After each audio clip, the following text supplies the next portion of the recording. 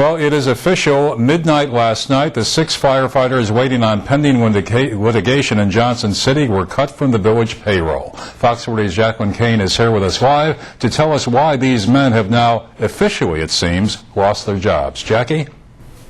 Larry, last month Judge Ferris Libas ruled in favor of the fire department and ordered arbitration for multiple cases between the fire department and the village. But there was another condition Libas added, which the village says is the reason why those 6 men do not have jobs anymore. Judge Libas added another order. If the union wanted to keep the 6 terminated firemen on the payroll, they had to post an undertaking in the sum of $550,000 per year with 5% annual increases.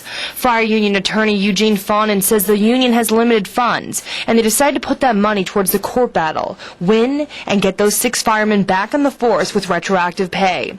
But for now, those 6 firefighters are unemployed, and trustee Bruce King says these men could have been saved.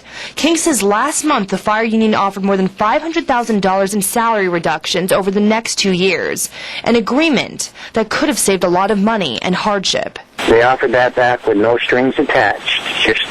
Just don't abolish the positions. And the board chose not to accept that money back and to go ahead with the job abolishments.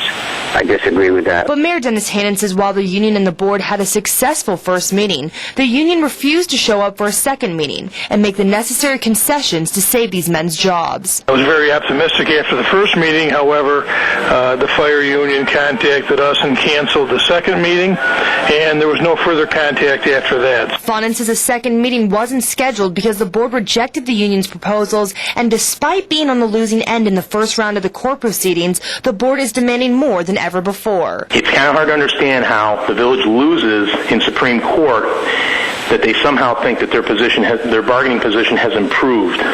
Usually when you lose, your bargaining position does not improve. You take a step back, you try to be more reasonable. Not much progress to report on this ongoing issue. Both parties complain about the lack of cooperation while guaranteeing their success in court. Only time will tell the fate of those 6 firefighters' futures. Larry? Thanks, Jackie.